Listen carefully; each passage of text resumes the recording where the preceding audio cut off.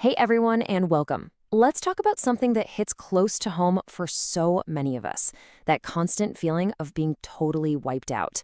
In a world that just never seems to stop, it's so easy to feel like you're just running on empty. But what if that feeling isn't your new normal? Today, we're going to walk through a really clear, natural path to get your energy back from the ground up. So, let's dive in.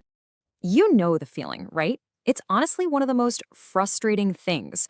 You do everything you're supposed to. You go to bed on time, you get a full 8 hours, but you still wake up feeling like you barely slept a wink.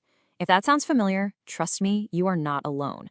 And it's a huge sign that there's something deeper going on. And that's really the key difference here. We're not just talking about being a little sleepy, the kind of tiredness that a good night's sleep or a cup of coffee can fix. We're talking about real fatigue. It's this persistent exhaustion that just hangs around no matter how much you rest. It messes with your body, your ability to focus, and even your mood. It's basically your body waving a big red flag and saying, hey, I need some real help here. Okay, so let's start by getting really specific. How does this kind of deep exhaustion actually show up day to day? Because being able to spot the signs is absolutely the first step to fixing the real problem. Just take a look at this list. Does any of this ring a bell? That constant feeling of low energy, where just thinking about your to-do list makes you want to take a nap.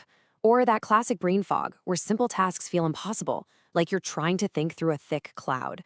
And of course, waking up feeling like you haven't slept at all. These aren't just you having an off day. These are the classic signs that your body is truly running on fumes. So, now that we know what to look for, let's get into the why. What is it about our modern world that's so good at draining our batteries? And as you're about to see, it's almost never just one single thing. This chart really tells the story, doesn't it? I mean, look at that massive piece of the pie for chronic stress, a whopping 40%. It keeps our bodies stuck in that fight or flight mode, which is just incredibly draining.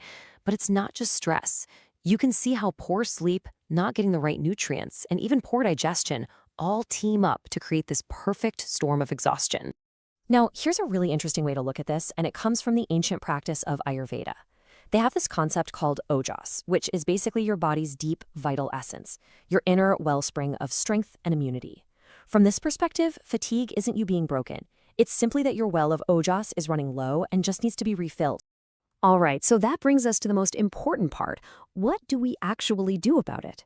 We've looked at the symptoms and the causes, so now let's get practical and talk about the core habits we can build to start refilling that energy reserve. Everything, and I mean everything, starts with sleep. But it's all about the quality. A great way to think about it is that deep sleep is when your brain's cleaning crew comes in to clear out all the junk that builds up during the day. Things like cutting out screen time before bed are so crucial because that blue light messes with melatonin, the very hormone that tells the cleaning crew it's time to get to work. These aren't just nice ideas. They're non-negotiable for letting your body truly repair and reset. Next up, fuel. You can put the best gas in a car, but if the engine is clogged, you're not going anywhere. It's the same with our bodies. That constant up and down from sugar and processed foods actually messes with our mitochondria, the tiny power plants inside our cells. And some of the simplest things make a huge difference, like choosing warm, cooked foods that are easier to digest and actually taking the time to chew properly. It dramatically changes how much energy your body can pull from your food. Now, this one can feel a little backwards. I know. When you're exhausted, the absolute last thing you feel like doing is moving. But we're not talking about running a marathon here. Gentle movement, like a walk or some yoga, actually creates energy. It gets your blood flowing, it reduces those stress hormones, and it basically tells your body, hey, it's safe to power down the stress response and power up our energy production. It's a way to create energy, not just spend it. So once you start putting these pillars in place, sleep, nutrition, movement, you can bring in some really powerful natural allies to help your body along. And one of the most well-known and respected is an herb called ashwagandha.